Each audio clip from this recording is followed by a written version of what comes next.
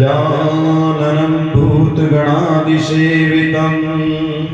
कपितजम्बुफलचारुभक्षणम् उमासुतं च शोकविनाशकारकं नमामि विघ्नेश्वरपादपङ्कजम्।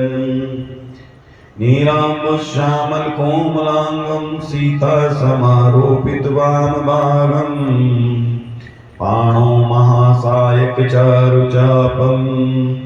नमामि रामं रघुवंशनाथम्।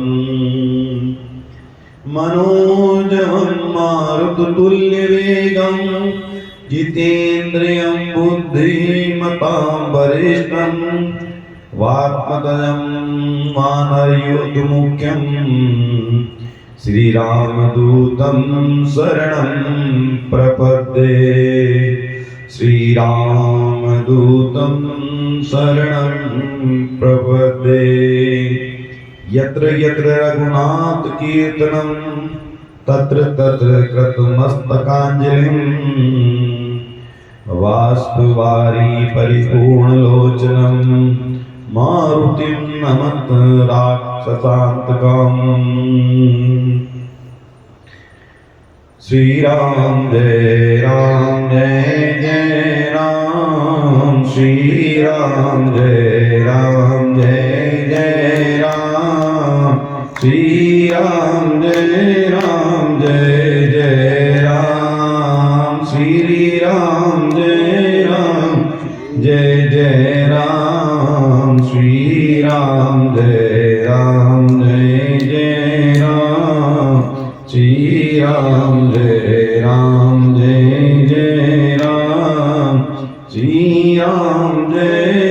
जय जय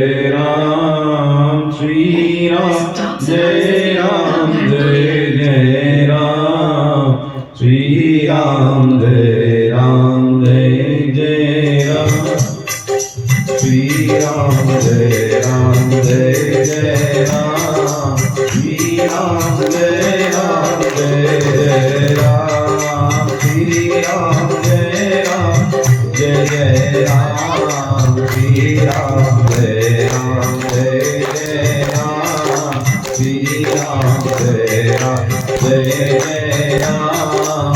श्री गुरु चरण सरोज रज मन बहुबार मानव रघुबर विमल जसु सुदायक फलचार होते सरोजानी तुमरे उपमन कुमार बल बुद्धि विद्या देव कोई हरे ओंकारे श्रीकार सीता राम राम राम सीता राम राम राम सीता राम राम राम सीता राम राम राम।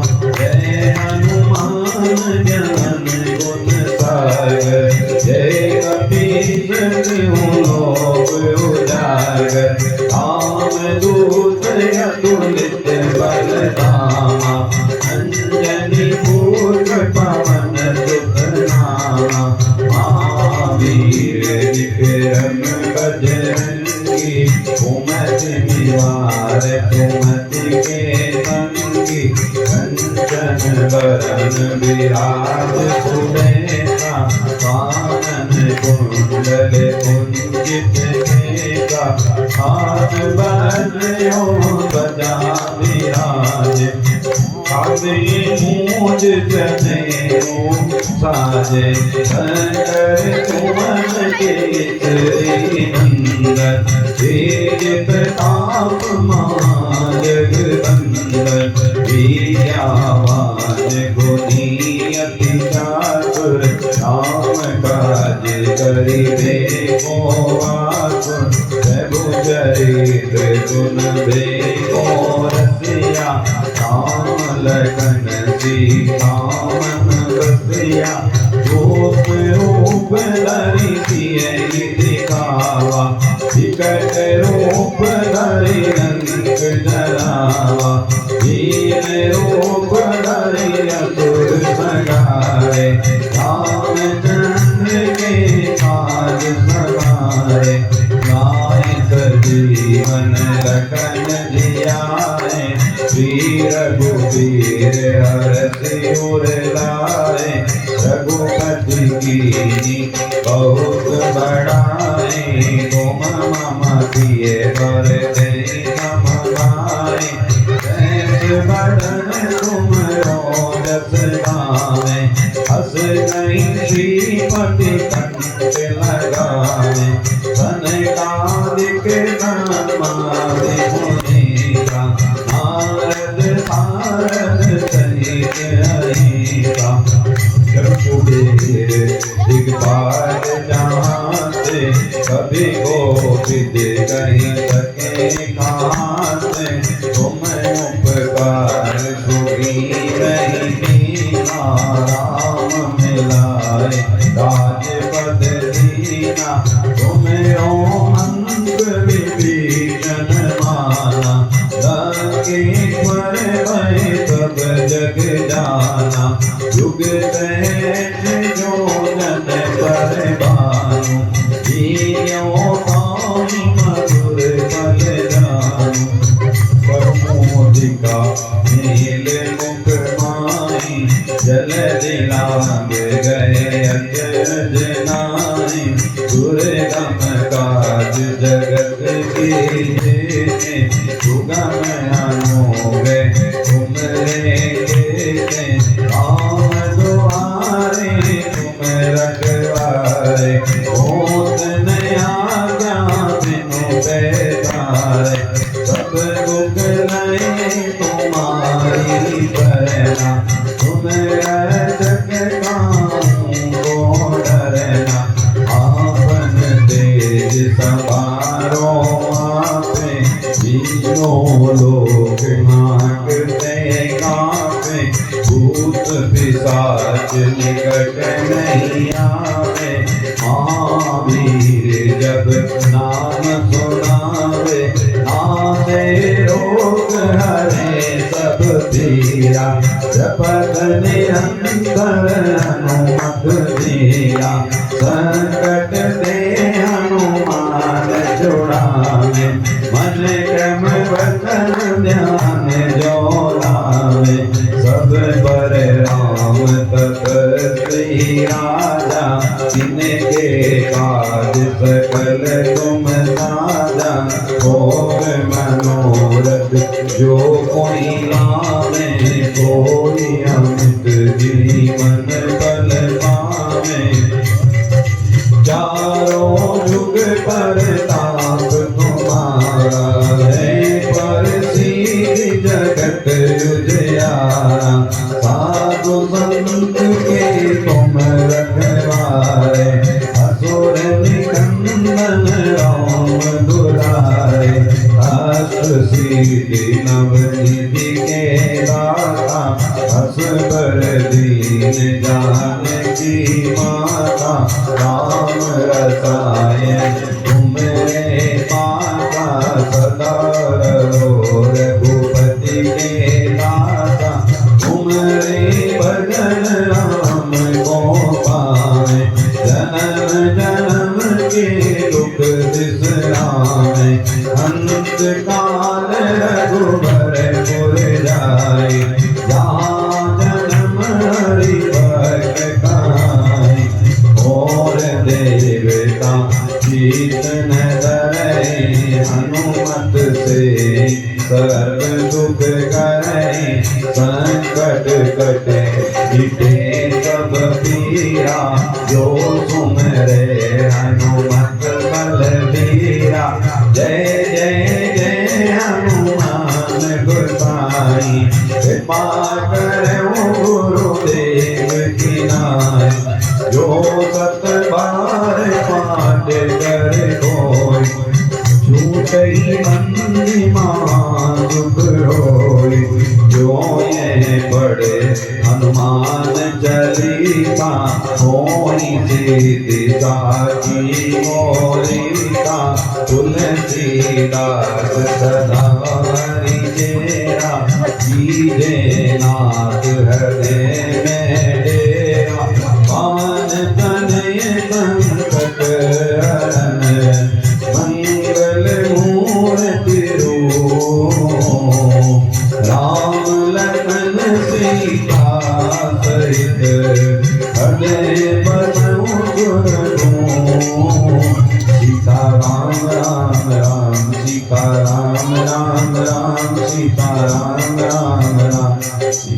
राम राम राम।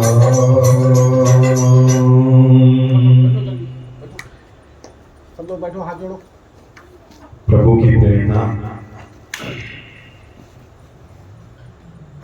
से सब काम हो रहा है। करते हो राम रघुवर, मेरा नाम हो रहा है।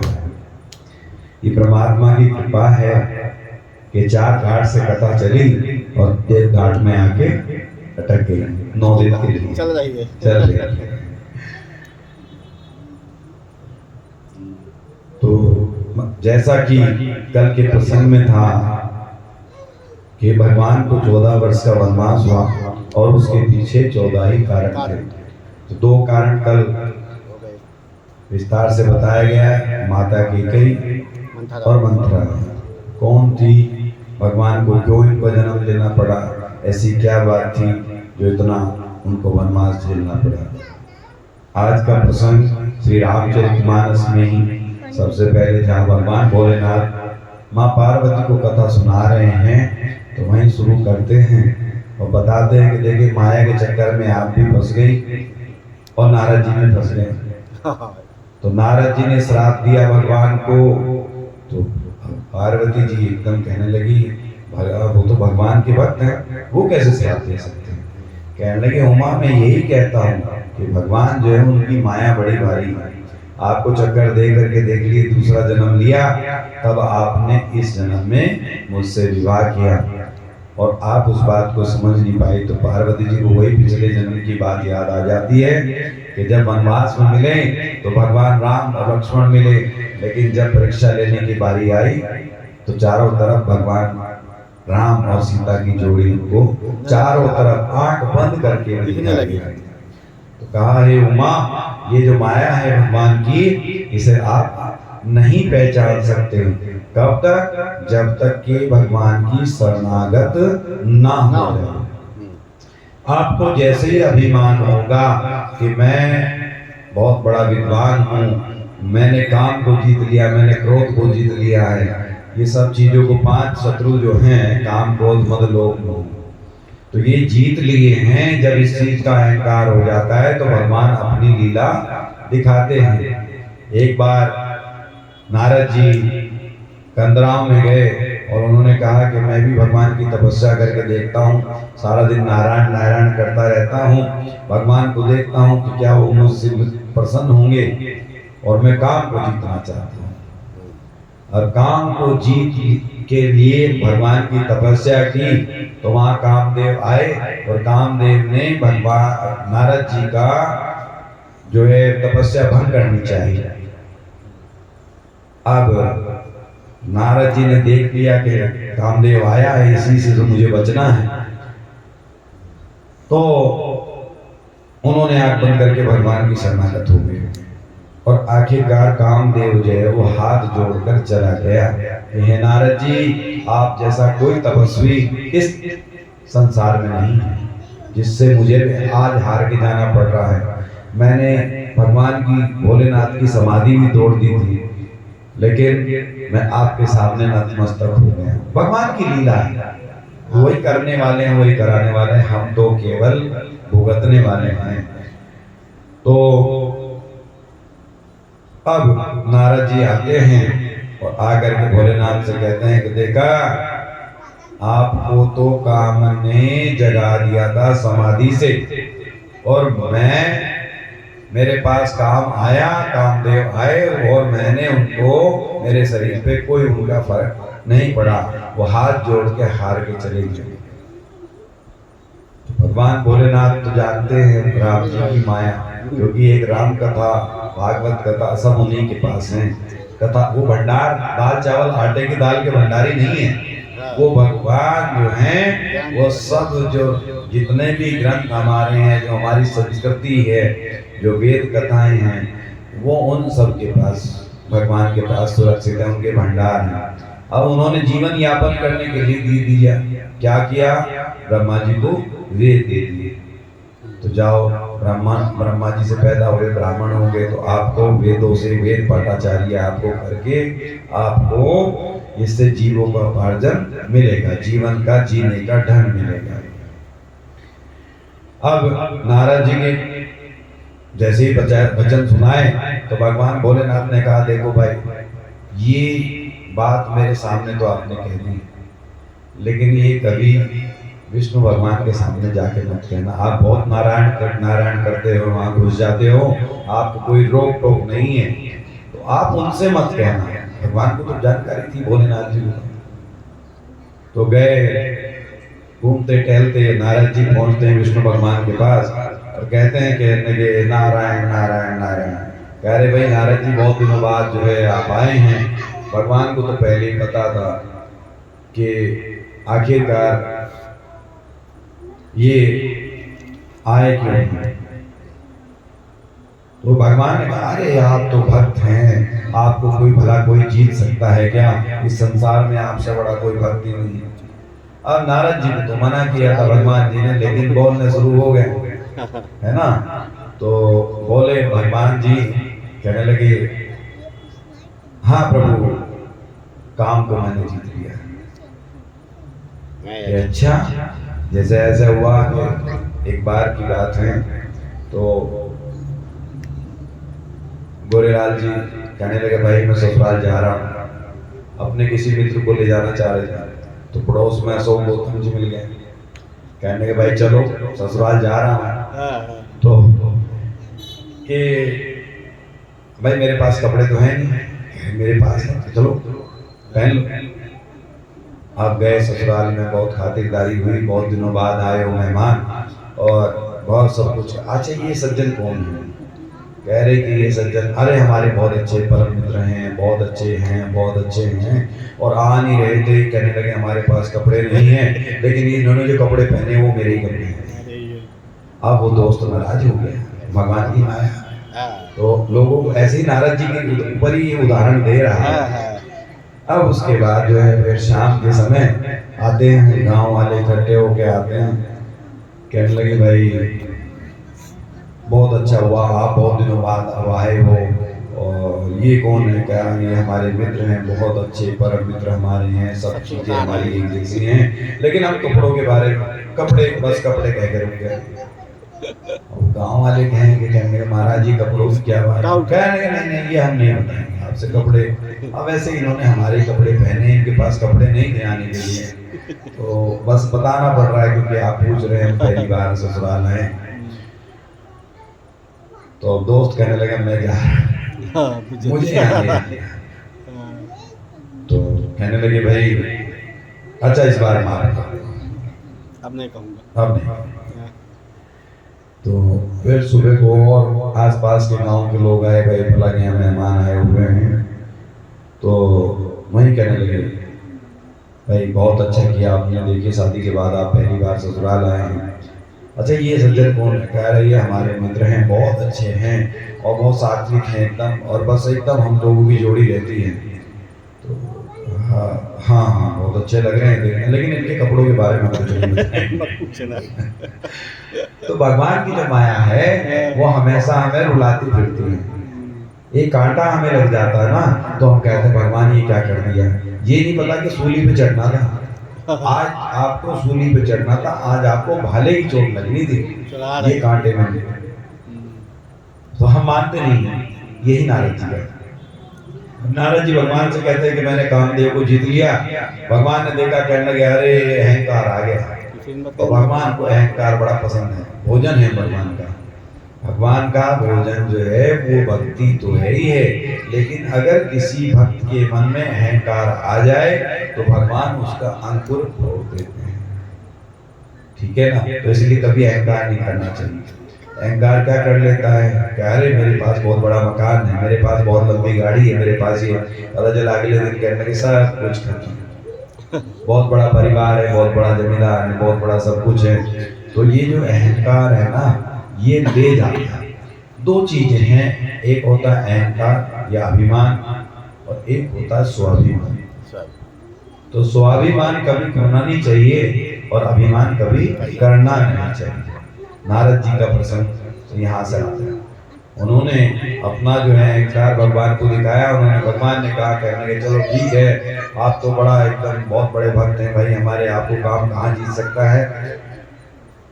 तो जैसे ही नारद जी वहां से चले तो चलने के साथ में जो है एक नगर की रचना कर दी भगवान, और वहां स्वयंवर रचा दिया। देखा नारद जी ने, कहने लगे भाई स्वयंवर हो गया है, और अब जो है क्या नाम, यहाँ तो बहुत अच्छा है। अब देखा उसमें तो सब आए, नारद जी ये बताइए कन्या इसका स्वयंवर होने जा रहा है, तो स्वयंवर में आप ये बताइए कि स्वयंवर में इस कन्या का भाग्य कैसा रहेगा। अब वो साक्षात लक्ष्मी जी है। अब लक्ष्मी जी का हाथ देख के नारद जी ने कहा, कहने के अरे इसको तो जो कोई वरेगा, जो इसका वर होगा वो उसको तो कोई मार ही नहीं सकता। वो तो लक्ष्मी जी की माया तो वहीं बना के भेजा था ना उन्होंने, और तो माया रूपी लक्ष्मी का हाथ देख करके नारद जी के मन में जागृत हो गया कि कन्या मुझे मिल जाए तो ये मेरा भी वारे नारे हो जाएगा, है ना। अब तो हे कवन विधि में बाला, ये कन्या मुझे मिल जाए। तो भगवान नारद जी ने सोचा, कहने लगे इस रूप में तो मुझे देंगे नहीं, तो मैं चलता हूँ भगवान के साथ, उन्हीं से सहायता लेता हूँ। तो वही कहते जेही विधि होई नाथ हित मोरा, करे मुझे देगी दास में तोरा। तो नारद जी कहते हैं कि प्रभु आज आपकी आवश्यकता हो गई है, और मेरा ऐसे करके बात है, स्वयंवर हो रहा है, आपन रूप देव प्रभु मोहि, अपना रूप मुझे आप दे दीजिए। ये मेरे लिए कहना, हाँ, कि मैं भगवान का रूप रख के जाऊंगा तो वो कन्या मुझे वर लेगी। लेकिन भगवान को तो उनका अभिमान उखाड़ के फेंकना था, तो उन्होंने वानर का रूप नारद जी को दे दिया। और नारद जी चले गए और उन्होंने वहां कहा भी जेहि विधि होई परम हित, हम हित की बात सोचते, जेहि विधि होई नाथ हित मोरा। और भगवान क्या कहते हैं, जेहि विधि होई परम हित, सो मैं करूं तुम्हें, मैं वही काम करूंगा जिससे आपका परम हित। हम हित की बात सोचते हैं, लेकिन भगवान तो परम हित की बात सोचते हैं। तो बानर का रूप हो गया। नारद जी को पता नहीं, आज का तो जमाना था नहीं कि भाई मोबाइल में अपनी शक्ल देख लें और 2-4 फोटो जो है फेसबुक पे अपलोड कर दें, ऐसा तो था नहीं। तो नारद जी पहुंच गए हैं स्वयंवर में, और नारद जी जब स्वयंवर में पहुंचे तो वहां जाकर आगे बैठ गए। अब वो आई वरमाला लेकर के, नारद जी की तरफ देखा भी नहीं कि यहाँ तो बंदर बैठा हुआ है, इसको कहेंगे। तो गई और जाकर के जो है भगवान भी वहां पहुंच गए थे, और गए तो उन्होंने भगवान के गले में माला डाल दी। अब माला डालने के बाद तो अब तब तक शिव के 2 गण थे, क्योंकि शिव जी महाराज को पता था कि ये जो हैं जाकर के भगवान से अपनी सब तपस्या की बात बताएंगे। तो 2 गण थे, तो वहां दोनों गणों ने वो हंस दिए उनके ऊपर, और हंसने के बाद नारद जी ने कहा, कहने लगे तुम क्यों हंसो। कहने लगे अरे आप अपना मुंह तो देखिए जरा, आप जो है किस रूप में यहाँ आए हैं स्वयंवर में हिस्सा लेने के लिए। और नारद जी ने देखा, शीशा तो था नहीं, तो जल में अपना मुंह देखा वानर का रूप है, तो वो हंसी उड़ा रहे थे। तो दोनों को श्राप दे दिया, जाओ तुम निश्चर हो जाओ, राक्षस हो जाओ तुम। वो कहने महाराज हमारी क्या गलती है। कहने के अभी तो आ जाने दो भगवान को।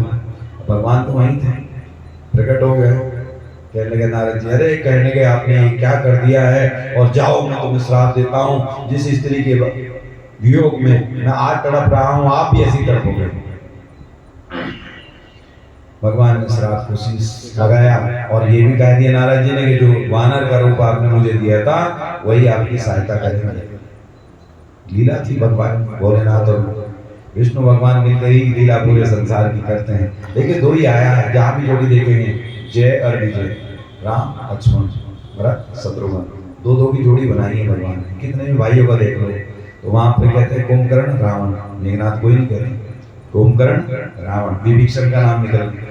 भगवान ने हर चीज की जोड़ी बनाई है, गुरु शिष्य माता पिता, है ना, दिन रात सबकी जोड़ी बनाई है। ऐसा कोई संसार में नहीं जिसकी जोड़ी ना हो। उनकी भी जोड़ी है विष्णु भगवान के ऊपर नाथ, उन्हीं की माया से सब संसार चलता है। अब जब देख लिया सब श्राप जो है भगवान ने अपने शीश पे रख लिया, नारद जी चलिए मैं आपका श्राप शीश पे रखता हूँ, और अपनी माया को उन्होंने नारद जी से खींच लिया। अब खींचने के बाद नारद जी को अफसोस हुआ, अरे मैंने क्या कर दिया, भगवान को श्राप दे दिया। जाके चरण पकड़ लिए, प्रभु ये क्या लीला आपकी है। तो कहा नहीं ये सब होता है, आपने मुझे तो अंकुर आपका उखाड़ के फेंकना था और मुझे ये रचना इसलिए करनी पड़ी। अब नारद जी परेशान, खैर जैसा भी जिस भी तरीके से, तो भगवान को जन्म लेना पड़ा राम जी के रूप में। तीसरा कारण नारद जी का श्राप। ठीक है, तो तीसरा कारण ये हो गया। अब यहीं से साथ ही साथ चौथा कारण बन जाता है कि भगवान भोलेनाथ ने सुन लिया कि नारद जी ने श्राप दिया है, भगवान ने उसको शीश रख लिया है कि वानर आपकी सहायता करेंगे। तो भगवान भोलेनाथ तुरंत वानर का रूप रख के हनुमान जी महाराज के रूप में आते हैं। तो ये भगवान का प्रकट होने का, क्योंकि उनकी भी बहुत इच्छा थी कि मैं विष्णु भगवान की सेवा करूं, क्योंकि जब भस्मासुर राक्षस से बचाया था और वो हर जगह काम आए हैं, तो इसलिए उन्होंने सोचा कि मैं इनकी सेवा करूं कभी। तो सेवा करने के लिए हनुमान जी का रूप जो लेकर के आए भगवान जी, ये आज की कथा में ही प्रताप भानु का एक प्रसंग आता है कि प्रताप भानु नाम का एक राजा था और उसने पूरा संसार जीत लिया था। तो उसी समय उसको ये हो गया कि मैं बहुत बड़ा तपस्वी हूँ। प्रताप भानु रामचरितमानस में। तो वो एक दिन भगवान की माया से जंगल में चला गया शिकार खेलने, वहां पे रास्ता भटक गया। तो जिन राजाओं का राज्य उसने छीना था वो बैठ के तपस्या कर रहे थे। अब इनको देखते प्रताप भानु को उन्होंने पहचान लिया। कहने लगे भाई यहाँ से तो आपका 70 योजन पे आपका नगर है, वहां तो आप नहीं पहुंच पाओगे, आओ बैठो जलपान करो सब कुछ करो। तो बातचीत चल रही, कहने महाराज आपका नाम क्या है? तो कपटी थे मुनि, उन्होंने कहा कि भाई मैं तो एक तनु मेरा नाम है, मेरा तो जब से सृष्टि उपजी है तब से मैंने शरीर नहीं बनाया है। झूठ बोला। तो झूठ बोलने के कारण उसको जो ऋषि थे वो ऋषि ने झूठ बोला कि मैंने तो एक ही तन मेरा है, जब से सृष्टि की उत्पत्ति हुई है तब से मैं एक ही तन रख के आ रहा हूँ। लेकिन वो थे राजा जिनको हराया था प्रताप भानु, राजा के दुश्मन कपटी मुनि उनको कहा है बाबा ने रामचरितमानस में, कपटी मुनि। तो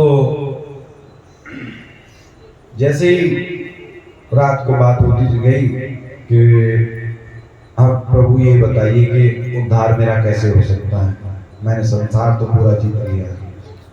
कहा कि आप ऐसा करिए, ब्राह्मणों को अपने वश में करिए। देखिए यहाँ बहुत बड़ी एक घटना दे रहे हैं कि ब्राह्मणों को आप अपने वश में करिए, तो आप इस संसार के एक प्रतापी राजा होंगे।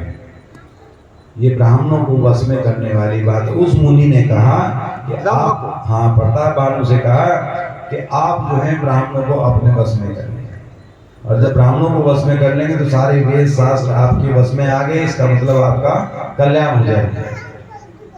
अब उन्होंने कहा कि किस प्रकार से ब्राह्मणों को अपने अंदर में अधीन में किया जा सकता है। नष्ट कराना चाहता था। हाँ, नष्ट कराना चाहता है। हाँ। तो वो बदला लेते हैं ना, तो इसलिए भगवान वहाँ लिखा भी तुलसीदास जी ने, तो कभी भी किसी का रूप देख करके, जैसे कि मैंने कल कहा था, अगर आपको सच्चा कोई गुरु नहीं मिलता है तो वही एक लोटा जल समस्त समस्याओं का हर, भगवान भोलेनाथ हमारे गुरु, तो वही स्वरूप में देंगे। ऐसा नहीं है, हमारा कहने का मतलब ये नहीं है कि आप गुरु ना बनाइए, जो अच्छा हो उसको ग्रहण करिए। लेकिन अगर नहीं मिल रहा, आपको समस्या हो रही है, तो इसका मतलब ये नहीं कि हम दूसरी जगह जा करके कहीं बैठ करके और कहने लगे भाई मजार पे जा करके कि ये हमारे गुरु हैं, वहाँ मत्था टेकने लगे और ये सब कुछ करने लगे। हमारी संस्कृति में प्रोहिबिटेड है, बैन किया गया। आपने देखा होगा कि दशरथ जी की चिता जलाई गई थी।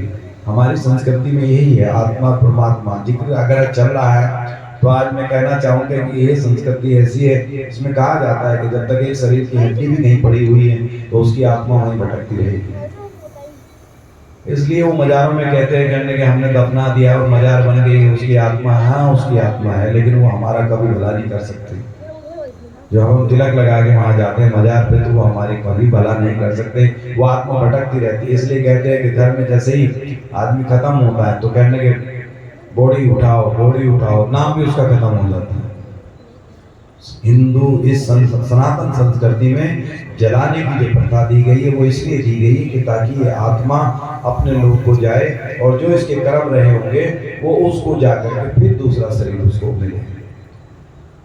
तो प्रताप भानु को मुनि ने कह दिया कि भाई आप जो है ब्राह्मणों को अपने वश में करिए। तो ब्राह्मणों को वश में किस प्रकार से किया जाए, कहने के आप जो है इंतजाम करिए, मैं भोजन बनाऊंगा और जो ब्राह्मण वहां आपके यहाँ भोजन करेगा वो आपके अधीन हो जाएगा। आशीर्वाद दे देगा। और जब रात काफी होगी कहने के अब आप सो जाइए, मैं अपने माया से आपको आपके राज्य में भिजवा दूंगा। तो रात को जो है उनको माया से कपटी मुनि ने प्रताप भानु को भिजवा दिया है और भिजवाने के बाद पुरोहित को ले जाकर जो है उसको घुड़साल में बांध दिया और घुड़साल में उसको पुरोहित को बंद कर दिया है। तो उसके बाद फिर वो पुरोहित का रूप लेकर कपटी मुनि आ गए वहां पर प्रताप भानु के राज्य में और उन्होंने कहा कि अब आप सब ब्राह्मणों को आमंत्रित करिए। तो जब सब ब्राह्मणों को आमंत्रित करने की बात आई तो जितने भी वहां आसपास में जो भी ब्राह्मण थे सबको आमंत्रित किया गया, भाई हमारे यहाँ आज भंडारा है, आप सभी पधारिए। अब ब्राह्मण तो साक्षात रूप से सब आ गए कि भाई राजा ने बुलावा भेजा है। और जब राजा ने बुलावा भेजा तो वो मुनि ने क्या किया कि उसने जो भंडारे में था वो मांस बना दिया और मांस बनाने में, मांस पकाने पे उसमें दिखाई देने लगा कि वो मांस बन रहा है। तो वहीं से आकाशवाणी होती है कि हे ब्राह्मणों, अपना धर्म भ्रष्ट मत करो, आप उठो, ये मांस का भोजन आपको प्रताप भानु करा रहा। तो ब्राह्मण वहां गए, देखा उसमें मांस पक रहा था भोजन के लिए, प्रसाद के लिए। तो तभी उसको श्राप दे दिया कि जाओ, तुम ब्राह्मणों का धर्म भ्रष्ट करना चाहते हो, राक्षस हो जाओ। तो प्रताप भानु को राक्षस का वो मिला और फिर वो आगे चलकर कुंभकर्ण, प्रताप भानु का जितना भी जो परिवार था पूरा का पूरा, वो रावण, कुंभकर्ण, मेघनाद सब बने, वही युग का तो जन्म होता है। तो प्रताप भानु के प्रसंग से हम सबको एक सीख मिलती है कि इतना बड़ा राज्य होने के बाद भी हम कुछ ना कुछ चाहते हैं, हम कुछ ना कुछ जरूर चाहते हैं। अब जैसे हमारे मास्टर जी गए पढ़ने के बाद जो है अभी घर में आए, कहा पढ़ने के माता जी से, कहने के माता मैं बहुत बड़ा विद्वान बन के आया हूँ। अब कहने के कैसे विद्वान आए कि ये 2 लड्डू रखे हैं ना, कहने के हाँ। कितने लड्डू? कहते 2 हैं। कि नहीं 2 नहीं 3 हैं। माता ने कहा 1 और ये 2, तो कहने के 2 और 1 3 हो गए। अब वहाँ हमारे जैसा बाप भी बैठे हैं, कहने के बेटा वास्तव में तुम्हारी माँ जो है ना वो पढ़ लिखी नहीं, कम है, उसको बुद्धि नहीं है, लेकिन उसका एक इलाज है। कह रहे क्या? कहने लगे 1 लड्डू तुम्हारी माँ खा लेगी और 1 मैं खा लेता हूँ, और जो तीसरा लड्डू है वो तुम खा लो। तो जब हम होशियार बनने की कोशिश करते हैं ना तो कहीं ना कहीं मात खा जाते हैं। प्रताप भानु का जो प्रसंग आज की रामचरितमानस में है वो हमें ये सिखाता है कि जितना है उतने में संतोष करो। क्या आवश्यकता थी कि मैं ब्राह्मणों के वश में कर दूंगा? ब्राह्मण तो भगवान का स्वरूप है, भगवान उन्हीं के वश में तो रहते हैं। आज आप देख लीजिए किसी की प्रकार जिस ब्राह्मण के पास ज्यादा धन होगा तो वो उस पे ब्राह्मण तत्व छूट जाएगा। हम 4 वर्णों के हम पैदाइशी हैं, 4 वर्ण हमारे हैं। जैसे कि मैं उदाहरण दूं, सुबह उठकर हम हरिओम,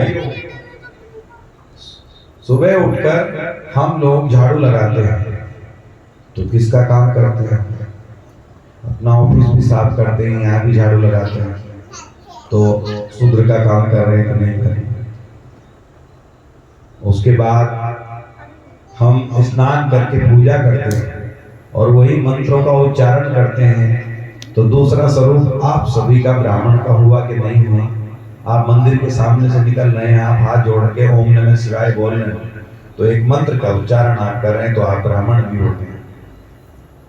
आप दिन भर मेहनत करते हैं, कोई वकालत करता है, तो कोई टीचर है, कोई अपना बिजनेस चला रहा है, कोई कुछ चला रहा है, तो चौथा तीसरा वर्ण आपका हो गया वैश्य।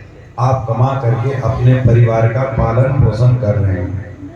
और चौथा वर्ण क्षत्रिय।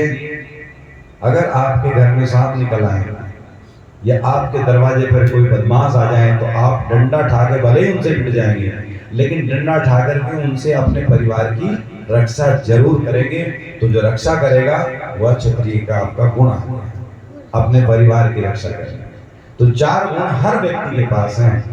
हम बटे हुए केवल अपने आप को पहचान नहीं पाते, बड़ी बड़ी बातों में खो जाते हैं, ये चाहिए, वो चाहिए, ये चाहिए, ये नहीं। प्रताप भानु का प्रसंग हमको आज की रामचरितमानस में सिखाता है कि जब आपके पास पूरे संसार जीत लिया आपने, आप पूरे प्रतापी राजा हैं, तो फिर भी उसके बाद आप जो है किसी की बातों में आ गए और वो आपसे बदला लेना चाहता है, तो 2 चीजें आपको सिखाती हैं। नंबर 1 ये कि जितना आपके पास है उसमें संतोष करें, और दूसरी बात ये कि एक अनजान आदमी पे विश्वास ना करें।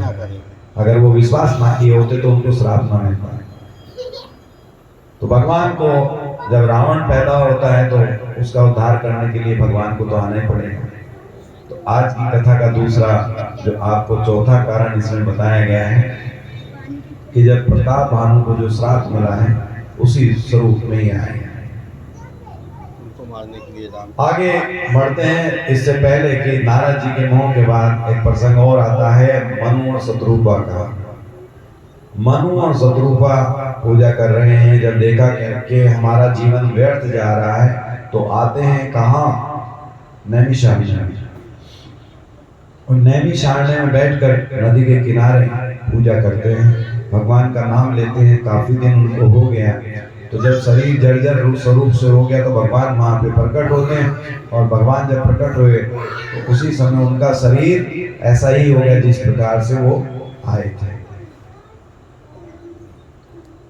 तो भगवान ने कहा कि भाई मेरा आने का प्रयोजन जो है वो ये है कि आप मुझसे जो भी मांगना चाहते हो मांगो। तो उन्होंने कहा कि प्रभु जो शिव महाराज के, भगवान भोलेनाथ के मानस हृदय में हमेशा निवास करते हैं, राम और सीता बनकर, वो स्वरूप लेकर आप हमारे वो उस प्रकार का हमें बालक कोई दीजिए। भगवान ने कहा कि वो तो मैं कहाँ ढूंढ के लाऊंगा, इस प्रकार का तो कोई मिलेगा नहीं, तो मैं ही आता हूँ आपके यहाँ, जन्म लेता हूँ। और जब जन्म लेता हूँ उधर उन्होंने वरदान दिया और रावण और कुंभकर्ण ये सब पैदा हो गए और मेघनाथ और सब जो है देवताओं पर अत्याचार करने लगे। तो उसके बाद फिर जाते हैं और भगवान की तपस्या धरती माँ जिसको हम कहते हैं, तो गौ माता का स्वरूप लेकर के जाती है और भगवान की सब लोग मिलकर ब्रह्मा जी के पास गए, विष्णु महादेव जी के पास गए। तो सब कहने लगे कोई वैकुंठ में भगवान रहते हैं, कोई तो महादेव जी ने कहा है देखिए वहाँ एक बड़ा मंत्र आज मिला है उसमें आज के पाठ में, तो कहो सो कहा नहीं भगवान वो स्थान बताइए जहाँ पे भगवान नाम। तो जब भोलेनाथ जी के पास वो सब लोग गए तो भगवान की स्तुति करते हैं और स्तुति करके भगवान प्रकट होते हैं। तो उन्होंने कहा कि मैंने पिछले जन्म में मनु और शत्रुपा जो थे वो आज दशरथ और कौशल्या के रूप में आए हैं, तो आप जाइए और उनसे उनके यहाँ जो है हम अभी मैं राम और चारों भाइयों के साथ में मैं आता हूँ, उनका वचन पूरा करूँगा। तो जैसे ही वरदान देकर भगवान अंतर ध्यान होते हैं तो दशरथ जी की विवाह को 14 साल भी हो चुके थे, कोई संतान नहीं थी। रानी 3 थी लेकिन संतान कोई नहीं थी। तो उसी समय पे उन्होंने पुत्रेष्टि यज्ञ कराया और पुत्रेष्टि यज्ञ में श्रवण ऋषि आए और उन्होंने आहुति दी। आहुति से जो चरु निकला है उस चरु को दे दिया गया तीनों रानियों को। और इसी प्रकार भगवान जो है का प्राकट्य होता है। तो भगवान अगर आप चाह लेंगे मन से कि हमें ऐसी संतति चाहिए, तो उसी प्रकार से आपको मिलेगी। आप भगवान को बच्चे के रूप में मान लें, आप भगवान को गुरु के रूप में मान लें, आप शिष्य के रूप में मान लें। वो तो आगे पानी भी भरते हैं, वो तो खिचड़ी भी खाते हैं, वो तो सब काम कर देते हैं, वो आपके लिए चोरी भी करके सामान ला देंगे। आप उनको मानिए तो सही।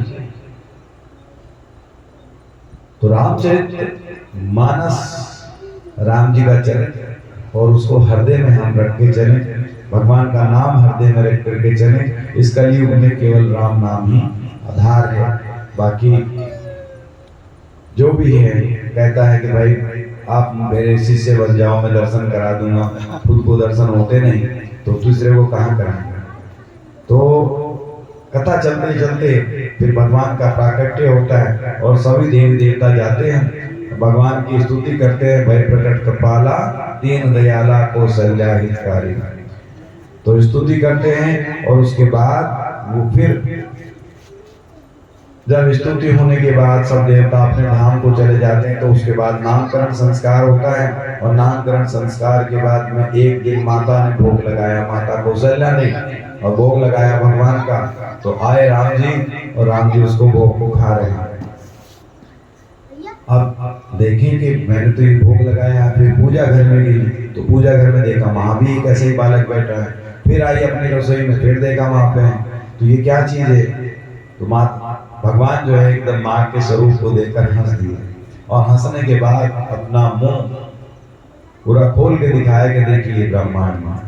माता कौशल्या ने कहा कि ये अब आपकी माया मुझे कभी ना व्यापे, आप ये मुझे वरदान दीजिए। और पूरे रामचरितमानस में आप देखते भी होंगे, जब अयोध्या कांड में वनवास के लिए भगवान चलते हैं तो दशरथ जी रोते हैं, हर कोई विलाप कर रहा है, लेकिन माता कौशल्या बड़ा धीरज रख करके कह रहे हैं कि मैं भी आपके साथ चलूं, लेकिन मुझे पति की सेवा करनी है। तो माता ने वरदान बचपन में भगवान से ले लिया। अब राक्षस विश्वामित्र जी यज्ञ करते हैं, और विश्वामित्र जी जब यज्ञ करते हैं तो आते हैं, उसके बाद तो वहां राक्षस आते हैं सुबाहु और ताड़का, तो परेशान हो जाते हैं, कहते हैं कि इनसे कैसे करें, वो यज्ञ नहीं करने देते और नर बख्शी हैं। तो देखा उन्होंने ध्यान रख करके विश्वामित्र जी ने कहा कि भगवान ने जन्म ले लिया है, तो मैं चलता हूँ और दशरथ जी से उनको मान करके लेके आता हूँ।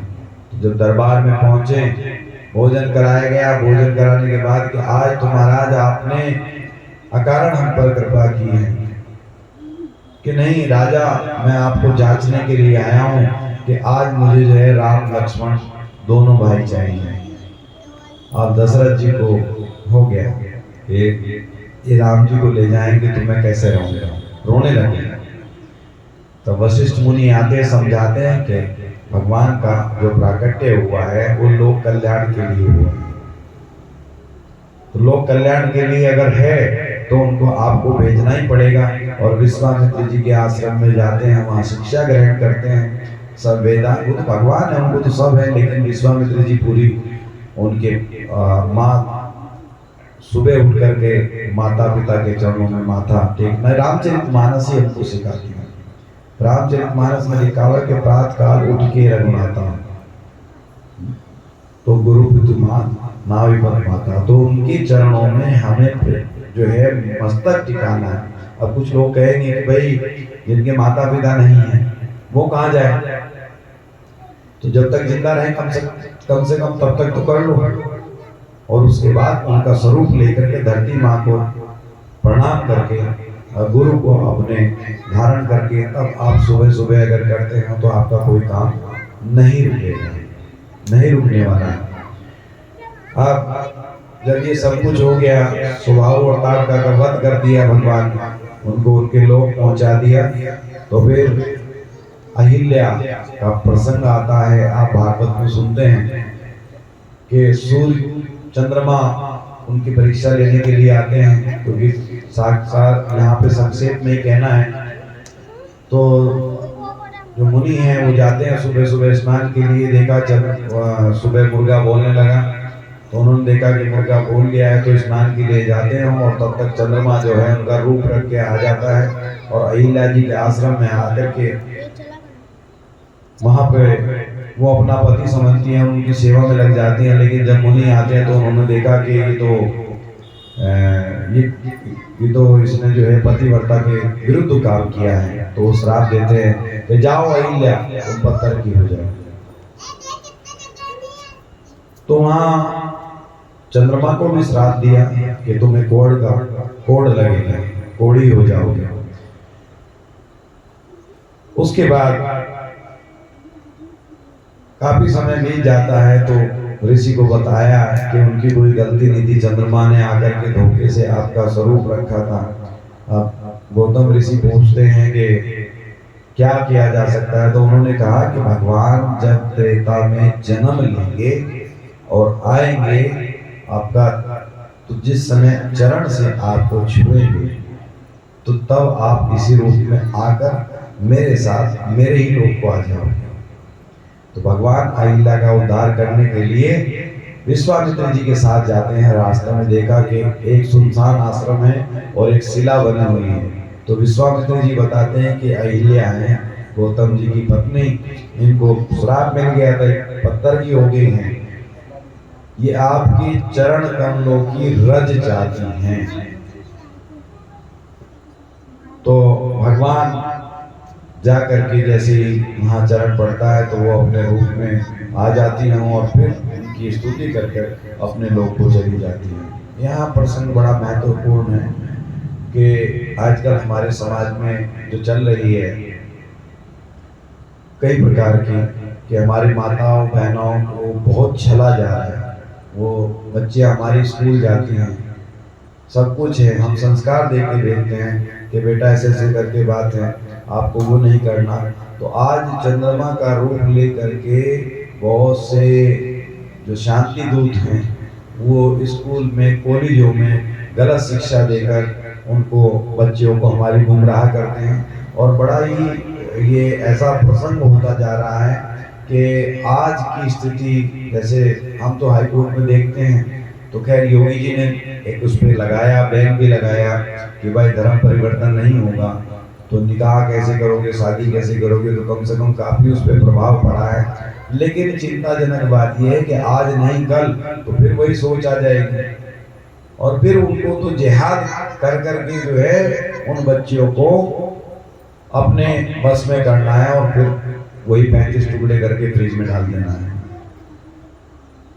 तो ये पहले से होता धोखा आ रहा है, लेकिन अब वो राक्षस स्वरूप वो आज भी है, वो आज भी हमारा आपके बीच में ही रहते हैं। तो हमारे सनातन संस्कृति को भ्रष्ट करना चाहते हैं, उससे बचने की आवश्यकता है। आगे फिर चलकर विश्वामित्र जी के साथ जनकपुर पहुंच जाते हैं भगवान। तो वहां पर जाकर के एक आम का बगीचा है और उसमें ठहरते हैं। तो जनक जी को पता चलता है कि स्वयंवर होने वाला है और विश्वामित्र जी के साथ में 2 बालक हैं। तो जनक जी को कहा जाता है विदेह, जिसको देह का ज्ञान ना है, देह का अभिमान ना है। उनके बारे में एक बार कहा जाता है कि उनकी परीक्षा लेने के लिए भगवान ने गांव नगर में पूरे में आग दिखा दी और वो स्नान कर रहे थे। तो दूध दौड़ कर गया कि प्रभु पूरा नगर जल रहा है, तो वो अपना स्नान करते रहे, गए जलने दें। उनको देह का अपने कोई अभिमान नहीं था कि मेरी प्रॉपर्टी है, क्या है क्या नहीं। वो सब ये समझ के चलते थे भगवान केवल वही सब कुछ कर सकते हैं, उन्हीं का सब कुछ है। तो जैसे ही अब इसके बारे में भी एक कथा आती है कि भगवान का जो धनुष है भोलेनाथ जी का, वो राजा जनक के यहाँ था। तो एक बार सफाई करते हुए सीता जी ने उसको उठा करके एक तरफ रख दिया और जनक जी ने देख लिए कि धनुष तो बड़े बड़े वीर नहीं उठा पाते और इन्होंने तो जो है इसको उठा के एक तरफ रख दिया। तो तभी उन्होंने स्वयंवर की घोषणा की थी कि जो इस धनुष को तोड़ देगा उसी के साथ सीता का विवाह होगा। ये कोई साधारण बालिका नहीं है, साधारण कन्या मेरे घर में जन्म नहीं ली। तो वहां पे जाते हैं, जाने के बाद में शाम को नगर में पूरे जनक जी के नगर में घूमते हैं और वहाँ छोटे छोटे बच्चे उनके साथ में, जैसे ये बच्चे हैं तो वो लेते हैं साथ में कि भगवान ये पता नहीं कौन आ गए हैं नगर में राजकुमार, तो इनको घुमाया जाए, पूरा नगर घुमाते हैं और ऐसे छू के देखते हैं, क्योंकि भगवान का स्वरूप तो अलग होता है, तो छू के देखते हैं। रात में आ गए और आने के बाद गुरु की सेवा की। तो गुरु की सेवा देखिए हमारे घरों में भी रहते हैं। रामचरितमानस का ही प्रसंग है कि पहले दोनों भाई जो हैं गुरु के चरण दबा रहे हैं। हम अपने माता पिता को ऐसे ही छोड़ देते हैं, उनके भले ही पैर में दर्द हो, कुछ भी हो, नहीं जानते, लेकिन रामचरितमानस सिखाती है हमको संस्कार। उसमें बार बार कहा है, दशरथ जी के भी पैर दबाते थे, चरण दबा, और उसके बाद विश्वामित्र जी के वहां गए हैं तो जनकपुर में जाकर के चरण दबा रहे हैं, तो तब विश्वामित्र जी कहते हैं जाओ आप सो जाओ। तो राम जी जैसे ही जाते हैं, फिर उसके बाद लक्ष्मण जी जाते हैं, और उठने में एक क्रम होता है कि छोटा भाई सबसे पहले उठता है, बाद में सोता है, सबसे पहले उठता है। नियम है, संस्कार है, सब चीज दी है। फिर राम जी उठते हैं, राम जी उठने के बाद फिर गुरु जी जब जागते हैं तो कहते हैं जाओ वाटिका में जाइए और फूल लेकर के आइए पूजा करने के लिए। तो जब राम जी वहां पहुंचते हैं फूल लेने के लिए, तो माली से पूछ करके फूल तोड़ने लगे। तो तब तक सीता जी भी उसी वाटिका में आई हुई थी गौरी पूजन के लिए। तो एक सखी जो है उधर गई, उन्होंने कहा कि देखो कल उनके साथ में 2 बालक आए हैं, जो 2 राजकुमार आए हैं, उनको एक बार देख लो, गौरी जी की पूजा बाद में करना है। अब माता ने कहा कि नहीं पहले पूजा करने दो, उन्होंने कहा नहीं पहले आप उनको देख लीजिए एक बार। तो जिस साइड में वो जिस तरफ फूल तोड़ रहे थे उसी तरफ माता जानकी जाती हैं। तो हमारे राम जी का स्वरूप ऐसा है, माता सीता को देखकर उनके पसीने छूट जाए। हम कहते हैं ना, आज जैसे कहीं घूमने जाते हैं तो हमारी नजर बदलती रहती है, और भगवान जब आते हैं गुरु के पास, रात को लक्ष्मण जी चर्चा करते हैं कि रघुवंशों का तो स्वभाव है कि वो पर नारी की तरफ आंख उठाकर कभी नहीं देखते। तो वहां पे लक्ष्मण जी के सामने कहते हैं कि सीता जी बहुत सुंदर है। तो कहने लगे चंद्रमा से, अरे नहीं चंद्रमा नहीं, चंद्रमा क्यों ग्रहण लगता है। तो राम जी जो परिकल्पना एक कर रहे हैं माता सीता की सुंदरता की, वो ऐसी परिकल्पना है कि कहते हैं बाद में आकर के फिर बाबा को लिखना ही पड़ा कि सीता जी के समान सुंदर केवल सीता जी ही हैं, और कोई स्त्री है ही नहीं।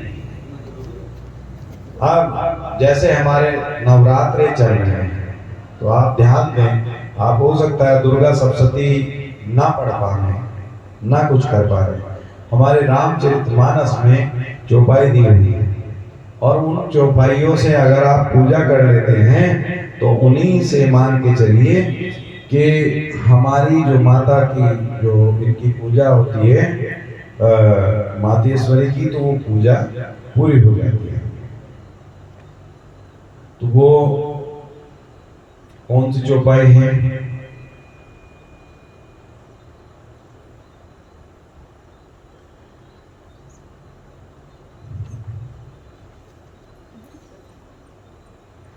चौपाई जो दोहा नंबर हमारे रामचरितमानस में है, तो वहां से आइए 234 दोहे के बाद मेरे साथ में आप बोलेंगे थोड़ा सा, क्योंकि चौपाइयों का माता की पूजा भी नवरात्र में हो जाएगी, और ये केवल 10 चौपाइयां हैं। अगर आप इनसे पूजा करें निरंतर तो ऐसी बात नहीं कि मातेश्वरी प्रसन्न नहीं होंगी। बाबा ने लिखा बड़े से, परम प्रेम में मर्दुमस कीनी, चार उचित भीति लगी लगी।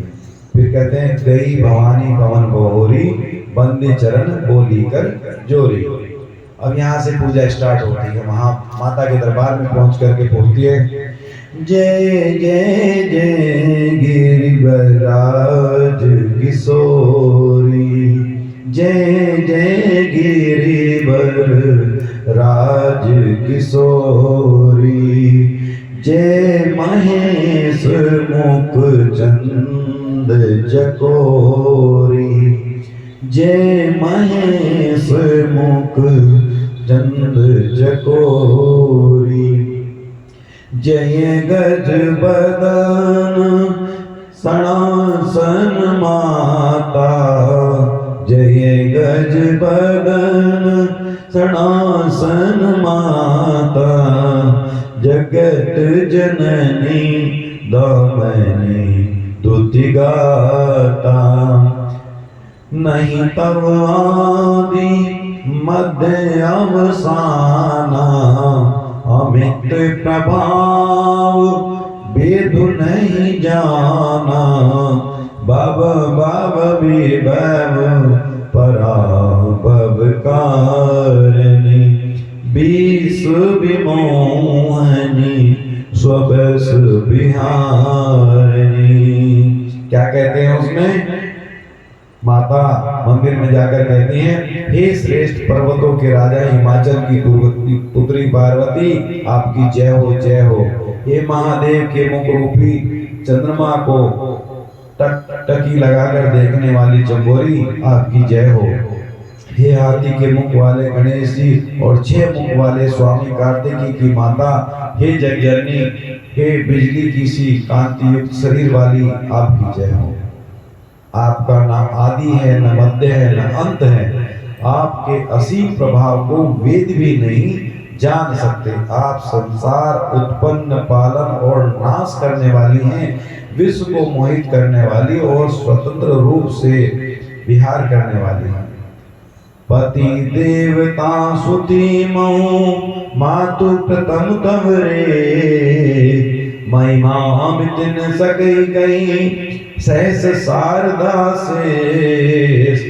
पति को इष्ट देव मानने वाली, देखिए यहाँ पे जो माता के नवरात्रों में ये प्रसंग आया है दूसरे दिन, कौन क्या है? सती जी का स्वरूप जिस माता की हम पूजा करती है, पति को इष्ट देव मानने वाली श्रेष्ठ नारियों में हे माता आपकी प्रथम गणना है। आप प्रथम पूज्य नारी हैं। आपकी अपार महिमा को हजारों सरस्वती और शेष जी भी नहीं कह सकते हैं। इतनी बड़ी भारी महिमा मातेश्वरी की बताई है, जिनके नवरात्रे चल रहे हैं। जब हम जय माता की कहते हैं तो जय माता की ऐसे ही नहीं कही जाती, जय करने के लिए बहुत कुछ करना पड़ता है। आगे कहा है, सेवक तो ही सुलभ फल चारी, बरदायनी पूरा प्यारी, देवी पूजे पद कमल तुम्हारे, सुर नर मुनि सब होई सुखारे। हे भक्तों को मुंह मांगा वर देने वाली, हे त्रिपुर के शत्रु शिव जी की प्रिय पत्नी, आपकी सेवा करने से चारों फल सुलभ हो जाते हैं। हे देवी, आपके चरण कमलों की पूजा करके देवता, मनुष्य और मुनि सभी सुखी हो जाते हैं। मोर मनोरथ जान उन्हीं के, बसऊं सदा और पुरसत ही के, कीने प्रगट ने कारण ते, अस कहीं चरण गए बेदे। मेरे मनोरथ को आप भली भांति जानती हैं, क्योंकि आप सदा सबके हृदय रूपी नगरी में निवास करती हैं। इसी कारण मैंने उसको प्रकट नहीं किया है। ऐसा कहकर जानकी जी ने उनके चरण पकड़ लिए। अब देखिए, 2 शक्ति स्वरूपा है, माता सीता, माँ भवानी की पूजा करें। आज ये होता है कि पंडित जी ज्योतिष के पास जाते हैं, किसी तांत्रिक के पास, कि मुझे उस कन्या से विवाह करना है, और कन्या भी कहते हैं कि उस लड़के से विवाह करना है। यहाँ माँ के सामने खड़ी होकर के मांग रही है माता, और कहती क्या है? क्या आपको पता है कि मेरे मन में क्या है? आप मेरे मन को भली भांति जानते हैं। हम मान करके तो खो देते हैं। भगवान से कहो ना कि आपको पता है मेरे मन में क्या है, और फिर वहीं आ जाएगी जय विधि नाथ हुई तुम्हारी, तो भगवान कहेंगे जय विधि हुई परम हित। आपका परम हित की बात भगवान सोचेंगे। बिने ये प्रेम बस भई भवानी, कसी माल मूरति मुस्कानी, सादर सिय प्रसाद सिर धरे हूँ, बोली गोरी हरसिय भरे हूँ। गिरजा जी सीता जी के विनय और प्रेम के बस हो गई और उनके गले की माला खिसक पड़ी और मोती मुस्काई। सीता जी ने आदर पूर्वक उस प्रसाद माला को सिर पर धारण किया और गोरी जी का हृदय हर्ष से भर गया। में बोली क्या, सुन सिय सत्य आशीष हमारी, पूजै मन कामना तुम्हारी, नारद बचन सदा सुचि साचा, सो बर मिले जाई मन राजा। हे सीता, हमारी सच्ची आशीष सुनो, तुम्हारी मन कामना पूरी होगी। नारद जी का वचन सदा पवित्र, संशय भ्रम आदि दोषों से रहित और सत्य है। जिसमें तुम्हारा मन अनुरक्त हो गया वही वर तुमको मिलेगा। इसलिए सती जी की पूजा की जाती है। जितने भी व्रत माताएं बहनें करती हैं तो उसमें माता पार्वती की ही पूजा की जाती है। और देखिए सीता जी ने भी जाकर के पूजा की है, केवल वही वरदान दे सकती है। तो भगवान की कथा के साथ साथ ये मातेश्वरी का जो प्रसंग है बड़ा सुहावना है और आप लोग रामचरितमानस का ये पाठ कर सकते हैं, उसको पढ़ सकते हैं। ये सब कुछ करने में आपके घर में रामचरितमानस है, ना हो तो खरीद लीजिए, अगर नहीं भी खरीद सकते तो कम से कम बता दीजिए, हम ही लोग ये सेवा कर सकते हैं रामचरितमानस के लिए। तो अब कीर्तन, एक भजन और उसके बाद आरती।